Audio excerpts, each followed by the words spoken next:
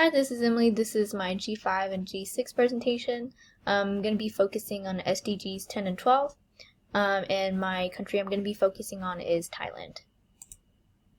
So for SDG 10, I'm going to start off with its reduced inequalities. Some target goals that I found on some of the websites, I put 3 on here. The first one is to facilitate orderly, safe, and regular and responsible migration and mobility of people, including through the implementation of planned and well-managed migration policies.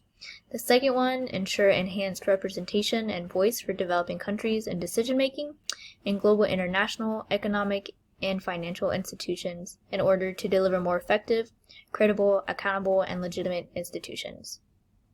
The third one, encourage official development assistance and financial flows, including foreign direct investment to states where the need is greatest, and particularly least developed countries, African countries, small island developing states, and landlocked developing countries, in accordance with their national plans and programs.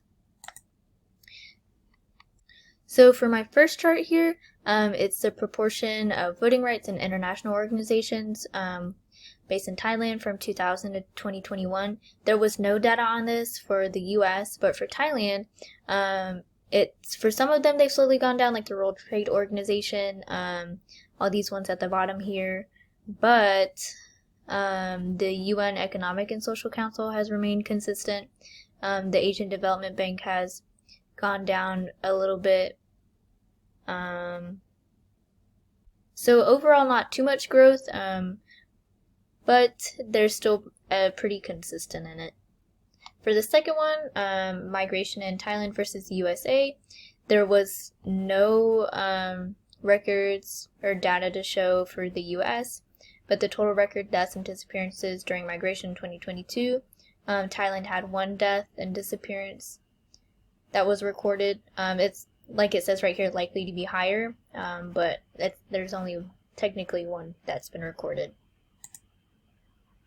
How auto transcripts can help SDG 10, reduce inequalities, promote not only economic growth but social inclusivity and growth, encourage foreign direct investments, like was stated earlier. It can promote a regular, safer, and responsible migration based on like policies and regulations from not only one country but more. Better representation in voting for developing countries in decision-making in global international relations. For the second one, SDG 12, responsible consumption and production. Some of the target goals for this one, by 2020 achieve the environmentally sound management of chemicals and all waste throughout their life cycle in accordance with agreed international frameworks and significantly reduce their release to air, water, and soil. The second one, substantially reduce waste generation through prevention, reduction, recycling, and reuse. The third one, develop and implement tools to monitor sustainable development impacts for sustainable tourism that creates jobs and promotes local culture and products. So for these 2 charts here, for the first one, it's countries with action plan for SDG 12. So it'll just tell you on the chart if it's yes or no data. So for the US, we do have a sustainable consumption and production action plan, and so does Thailand.